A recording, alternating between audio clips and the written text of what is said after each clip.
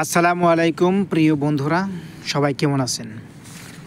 প্রিয় বন্ধুরা, আজ আমি আপনাদের সাথে কিছু কথা শেয়ার করব। কথাগুলো হচ্ছে প্রবাস নিয়ে। প্রবাস নিয়ে কথাগুলো হচ্ছে যে আমার জীবনের কিছু ঘটনা আমি আপনাদের সাথে শেয়ার করব।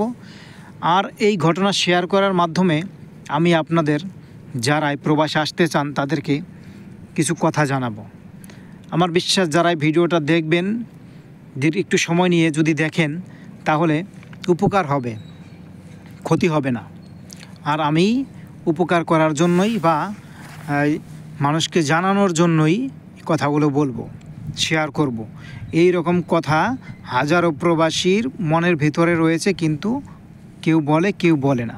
তো আমি এই জন্য বলবো যে আমার যারা বন্ধু রয়েছে তারা যেন বিষয়টা জানতে পারে, তারা যেন এখান থেকে জেনে শুনে তারপরে প্রবাসে আসার চেষ্টা করে। সেই জন্য আমি শুধু কথাগুলো শেয়ার করতেছি আপনাদের সাথে। প্রিয় বন্ধুরা, আমি যখন প্রথম প্রবাসে আসি তখন কিন্তু আমার বয়স অল্প ছিল, 18 থেকে 20 বছর বয়স।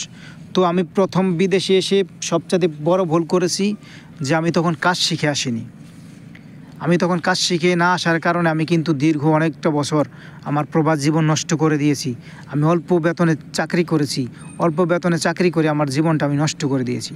আর যখন আমি বুঝতে পারলাম যে আমার জীবনটা নষ্ট হয়ে যাচ্ছে অল্প বেতনে চাকরি করে, না নিজে সুখ পাচ্ছি, না দেশের মানুষকে, পরিবারের মানুষকে সুখ দিতে পারছি, না ভবিষ্যতে দেশে যাই কিছু করব সেরকম টাকাও ইনকাম করতে পারতেছি, জমাইতে পারতেছি।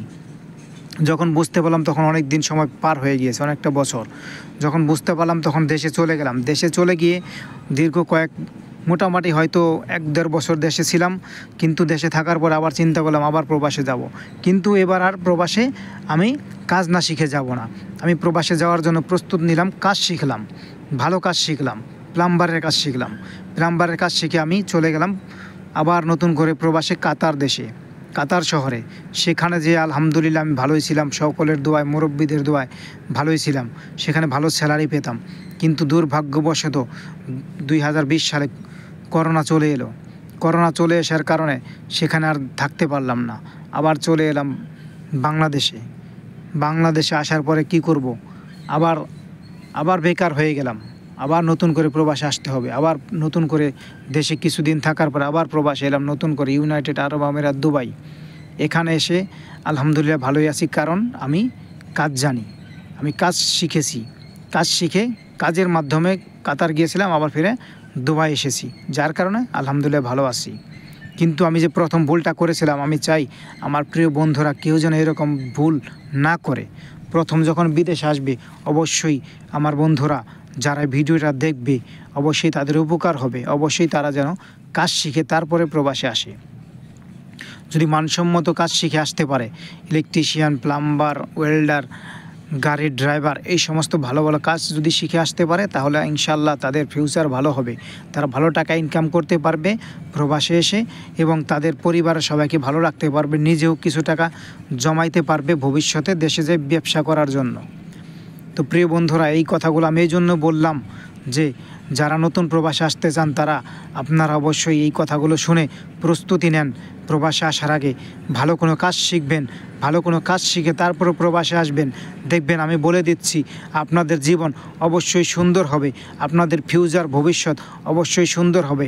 আপনারা টাকা ইনকাম করে পরিবারের সবাইকে সুখে রাখতে পারবেন, নিজে সুখে থাকতে পারবেন, এবং অনেক টাকা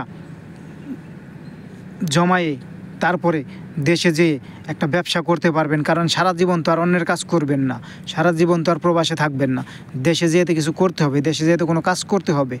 আর সেই কাজটা যদি অন্যের কাজ হয় তাহলে কিভাবে ভালো লাগবে বলেন? যদি সারা জীবন অন্যের কাজই করেন, সারা জীবন অন্যের কাজই করি আমরা, তাহলে আমাদের কি মূল্য রইল?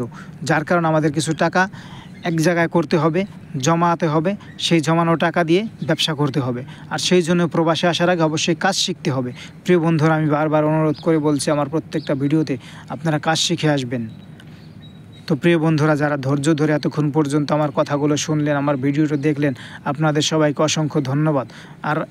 এবং আরেকটি কাজ করবেন, আপনারা যেহেতু কথাটা শুনলেন, আপনারা জানলেন, এই কথাটা অন্যকে জানানোর জন্য, অন্যের কানে পৌঁছানোর জন্য মেহেরবানি করে এই ভিডিওটা শেয়ার করে দেন, অন্যকে জানান, অন্য যেন জানতে পারে, অন্য যেন বুঝতে পারে যেন প্রবাসে আসার আগে কাজ শিখে আসতে হয়। তো প্রিয় বন্ধুরা, সবাই ভালো থাকবেন, সুস্থ থাকবেন।